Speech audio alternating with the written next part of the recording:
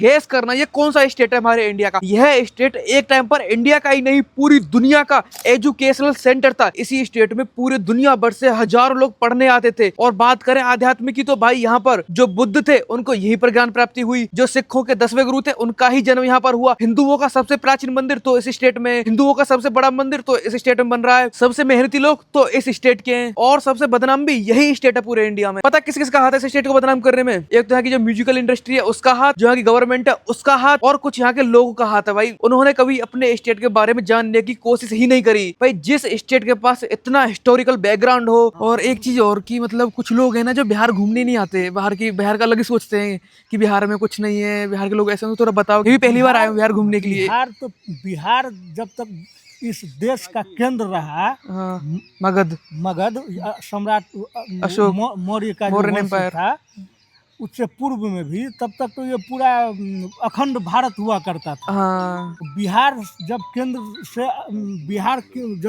से अलग हुआ तब जाके ये साम्राज्य छोटा होता गया है या बाहरी आक्रमण हुआ है। बिहार जब केंद्र रहा सत्ता का तब तक बाहरी आक्रमण भी नहीं हुआ है, पूरे भारतवर्ष पे नहीं हुआ। सबसे ताकतवर एम्पायर था वो ओपन टाइम का। बट अब कुछ लोग कुछ ही सोचते हैं बिहार को लेके। बहुत सारा बिहार सोचने के लिए ये तो मानसिकता लोगों को बन चुकी है उनको कि तो बिहार आए नहीं है कभी घूमने के लिए, वो कभी लोग से आते नहीं है। और इधर इंडस्ट्रियल एरिया का विकास नहीं हुआ, इंडस्ट्रीज नहीं आ रही इधर, इसलिए लोगों का रोजगार इधर नहीं मिला तो लोग इधर पलायन करते हैं ना। बाहर से भी लोग रोजगार के लिए ही ना आएगा अदर स्टेट का लोग, तो इसके बारे में वो लोग असली चीज जानते नहीं है। लेकिन जो बिहार का इतिहास है वो तो अखंड भारत का इतिहास बनाने का बिहार का ही इतिहास है। बिहार में लोग आएंगे, बहुत सारा जगह है, सासाराम है, गया है, आपको बौद्ध का जो उद्गम स्थल है तो बिहार ही है। हाँ, बौद्ध धर्म का, जैन धर्म का, इतना देश है, कंबोडिया से लेकर चाइना। बिहार में लोग आएंगे बाहर से घूमने तभी तो पता चलेगा बिहार क्या है। हाँ, लोग आते नहीं है। हाँ, बस यही बात। मैं भी घूम ही रहा हूँ, मैं भारत भ्रमण कर रहा हूँ। तो मैं भी बिहार ही आया था झारखंड के बाद। ये मिथिला का क्षेत्र में आता है, मिथिलांचल क्षेत्र में आता है।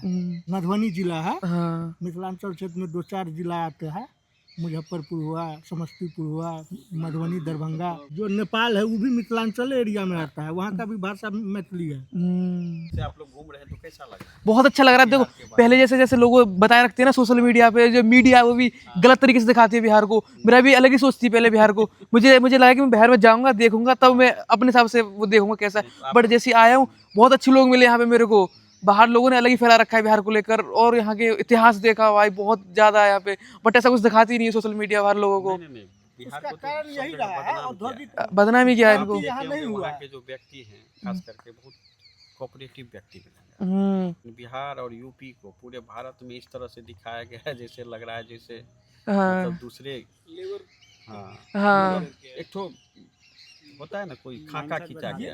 एक गलत माइंडसेट बैठा रखा है लेकर। फर्टाइल एरिया भी बिहार और यूपी है। हाँ, तो जनसंख्या भी है, मैदानी क्षेत्र है, सबसे उपजाऊ भूमि भी बिहार यूपी का ही है। यूपी तो कुछ डेवलप भी किया है। बिहार में औद्योगिक क्रांति जैसा नहीं हुआ है कुछ, यहाँ उद्योग धंधा बहुत ज्यादा स्तर पे नहीं हुआ।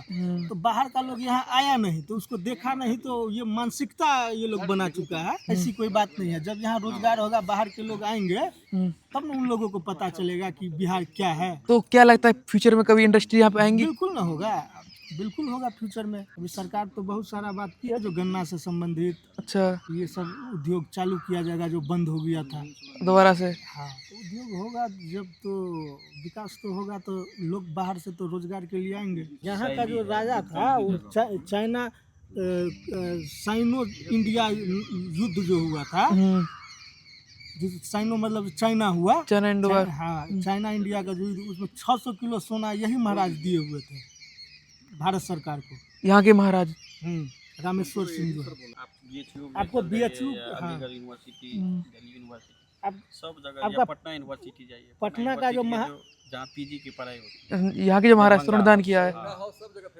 दरभंगा हाउस उन्हीं के द्वारा दान। बनारस में एक घाट भी है दरभंगा के नाम से, उनके वो भी है, पूरा प्रॉपर्टी भी है उनकी वहाँ पे। वो राजा के द्वारा ही निर्मित किया गया है। पटना जैसे बिहार का पटना में जो महावीर है, महावीर टेम्पल मंदिर, उसका तो बहुत, उसके द्वारा तो यूपी में बहुत बड़ा कैंसर हॉस्पिटल भी चलाया जाता है ना।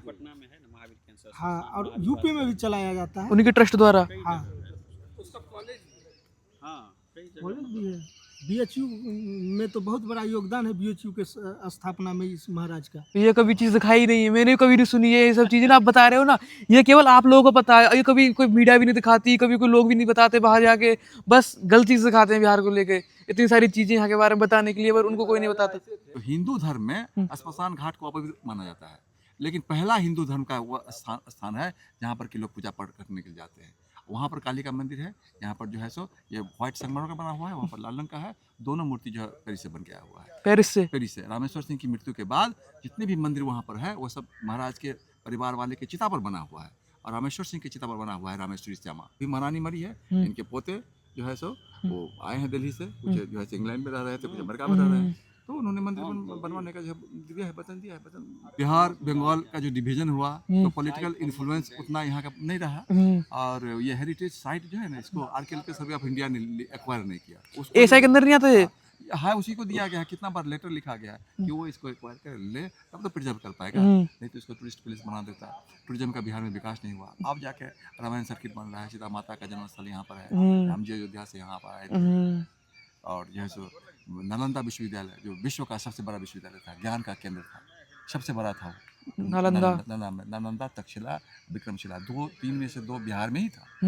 विक्रमशिला और तक्षशिला था पाकिस्तान। इतना बड़ा ज्ञान केंद्र का था, और पहला धर्म है जो अपनी सीमाओं को पार करके गया, बुद्ध धर्म। कोई भी धर्म अपनी सीमा को पार नहीं किया, बुद्ध धर्म ही है जो श्रीलंका भेजा उन्होंने, और जो है सब आज सब जगह जो है जापान, श्रीलंका, सिंगापुर, थाईलैंड, और वो धर्म बहुत है। और शासक के रूप में जो है सम्राट अशोक का जितना बड़ा शासन था, किसी का शासन नहीं था, मुगल का भी नहीं हो पाया, एक युद्ध नहीं आ रहा ऐसा कहते हैं वो, अंग्रेज का भी उतनी बड़ी टेरिटरी पर शासन नहीं पाया, काबुल से लेकर के जो है तो पूरा अखंड भारत की उनकी सोच थी। तो इतना बड़ा शासन कभी किसी का भी नहीं रहा, और सर्वधर्म संप्रदाय चलाया। शेरशाह इतना बड़ा शासक हुआ, इसके सम्मान में कहा था कि एक भिखारी में जो है सो सोने की जो टोकरी लेकर जाती तो कोई ले नहीं सकता था, न्याय व्यवस्था इतनी जो है सो कड़ी थी। नालंदा विश्वविद्यालय में इतना रिगरस टेस्ट था कि एडमिशन ही नहीं होता था। आयान, वेंसांग, ये सब आया, विदेशी यात्री, वो सब दुनिया भर के लोग आते थे पढ़ने के लिए, और तब जाके टेस्ट के बाद का जो है सो ये होता था। ये ऐसी भूमि रही है। नेपाल की काफ़ी नदियाँ हैं जो यहाँ पर आती है, सिंचित करती रही। पान, माछ और मखान, यहाँ पर जो भी मंदिर देखेंगे सब पर मछली का चित्र दिखेगा। मछली का जहाँ पर देखेंगे गेट पर सब देखिए मछली का, देख लीजिए, देखते हैं मछली, बड़ा बड़ा मछली देख रहे हैं। हाँ। तो ये है, तो ये पान, माछ और मखान, मखाना, माछ, मछली और पान, यहाँ के लोग बेटे लिप जो है सो खाते थे। ये प्रसिद्धि रही क्षेत्र की। अच्छा। और अभी भी होता है कि अधिकतर भूभाग जो है पानी में डूबा रहता है। नेपाल से नदियाँ निकलती है, कोसी, कमला, बागमती, सब नदियाँ। नेपाल काफी ऊंचा है, डैम बन रहा है, पानी का रिजर्वायर बना जा रहा है। हिंदी भाषा को जो आधुनिक भाषा में लेते हैं, बहुत से बड़े विद्वान यहाँ के हुए, और मिथिलाक्षर विद्यापति सबसे बड़े कवि हुए, 14वीं सेंचुरी में हुए थे, 1450 में। और उन्होंने जो लिखा उस समय में वह हिंदी में भी नहीं थी, हिंदी भाषा परवर्ती है, सब उनका जो है नकल हुआ। वैसे ही होता है, समय बदलता है, समय का चक्र होता है, कभी कोई क्षेत्र उठान पर आता है, कोई गर्त में जाता है, फिर वो जो समझ जाएगा। तो ये रीजन है ना जिसमें कैलिग्राफिकल जोन जो है सो 7 में पड़ता है। बहुत यहाँ पर भयंकर भूकंप आने की संभावना हमेशा रहती है। 1934 में जो भूकंप आया था वो जमीन फट गई थी, जमीन फट गई थी, उसमें जानवर मनुष्य आदमी दब गया था। तो ये जो बना था नौलखा वगैरह सब बनाया था इन्होंने, उसी भूकंप, मेजर भूकंप में। उससे पहले क्या हुआ, रामेश्वर सिंह दरभंगा में लक्ष्मीश्वर सिंह महाराज, यहाँ पर उनका भाई रामेश्वर सिंह, प्रिंस राजकुमार को ले, तो उनकी जो है सो देहांत हो गया, असामयिक मौत हो गई भूकंप से। नहीं, बिना निसंतान मर गए लक्ष्मीश्वर सिंह। तो इनको जाना पड़ा, छोटे भाई को जाना पड़ा, वो चले गए। तो ये जो है सो वो यहाँ से गए हैं, और 1934 1920-25 तक में ये बना, और तो भूकंप आ गया, और जो है सो ये जो है सो क्षतिग्रस्त हो गया। तो वहाँ से काट कर चलते उनका आना जाना कम होने लगा। फिर जो है सो रामेश्वर सिंह बने, उनके 3 बेटे हुए, बड़े बेटे जो है रामेश्वर सिंह महाराज बने, बहुत ज्ञानी, बहुत दानशील प्रवृत्ति के, सारी सुविधाओं, रेल लाया घर में, उद्योग लगाया, जूट फैक्ट्री लगाया, चीनी मिल लगाया, पेपर मिल लगाया, और ज्ञान के क्षेत्र में ज्ञान तो जो है सो दिल्ली से लेकर के जो है अलीगढ़ मुस्लिम यूनिवर्सिटी से लेकर सब जगह दिया इन्होंने। और दरभंगा हाउस इंडिया का कोई शहर बड़ा नहीं था जिसमें दरभंगा हाउस नहीं था, सब जगह दरभंगा हाउस अकूत प्रॉपर्टी थी, प्रॉपर्टी का कोई ठिकाना नहीं था कितना, लेकिन उसका देख रखाव नहीं हो पाया, ढंग से नहीं पाया, उनको निसंतान हो गए। तो उसके बाद उन्होंने ट्रस्ट बना दिया मरने से पहले। 3/4 मतलब 70% जो है सो तो ट्रस्ट के अंदर रहेगा, और 1/3 जो उसके परिवार के देखने के लिए रहेगा। एक ही बात थी इसमें कि इनके परिवार की महिलाओं को जो है सो शिक्षा, ज्ञान थी, लेकिन शिक्षित डिग्री के रूप में नहीं दिया गया। वो इलाहाबाद से घर से यहाँ से वहाँ अपना घूमती रही, इसके कारण क्या हुआ कि वंशज नहीं हो पाया गया और इंदिरा गांधी ने प्रीति पर्स लाया, सारे महाराजों का संपत्ति को जो है सो सीज कर लिया सब। इसी का कारण जो है सो दरभंगा जाओगे आप देखोगे नरगना पैलेस है, 365 कमरा का मकान है दरभंगा में। और यूनिवर्सिटी चलती है, क्लासेस चलती है, महाराज एक दिन कमरे में रहते थे, बाग हाउस पे था, एयरपोर्ट उनका था, एयरपोर्ट आज जो सेना को दे दिया गया था, अब जो पब्लिक एयरपोर्ट बन गया है। पहले उनका पर्सनल था वो पहले। पर्सनल एयरपोर्ट था, 3 जहाज थी, उन्होंने 2 जहाज और 600 किलो सोना दान दिया था जो चाइना वार में। और महाराज को 1964 में देहांत हो गया, उनकी जो फिर 2 रानियाँ मर गई, तीसरी रानियाँ थी, वो भी कोई संतान उनको नहीं हुआ। तो अंतिम पूरे भारतवर्ष में अंतिम महाराज महारानी जो थी यही थी जो देहांत हो गया अभी हाल ही में। खत्म हो गया तो। और जो भी तेज-तर्रार नेता थे, घराना था, ग्वालियर घराना, ये घराना सब था, उन सबका बेटा सब आ गया राजनीति में, आज वो फल फूल रहा है। इनका तो बंश नहीं तो राजनीति में जा पाता कोई। पाणिनि यही हुआ, कालिदास यही हुआ, विद्यापति यही हुए। तो ये सब क्षेत्र है इतिहास के चक्र में जो है सो उत्थान और पतन लिखा हुआ रहता है। कौन क्षेत्र कब चमकेगा, कौन क्षेत्र जाएगा। आज ये जो है सो विध्वंस के चक्र में वो है, लेकिन है वही चक्र है, धुरी वो फिर जो है सो वो चलेगी, काल का चक्र जो है घूमते फिरते आएगा। कभी यहाँ के लोग इतने पलायन कर चुके हैं सब जगह, अमेरिका हो, इंग्लैंड हो, दिल्ली हो, सब जगह IT क्षेत्र में भाड़ा पड़ा हुआ है। यहाँ के लोग मानसिक बुद्धि बहुत प्रखर होती है, जमीन बहुत जो है आबो हवा इसकी मिट्टी में और जमीन में जो खुशबू है पानी में वो कहीं नहीं मिलेगी। भगवान ने खुले हाथ से वरदान दिया था।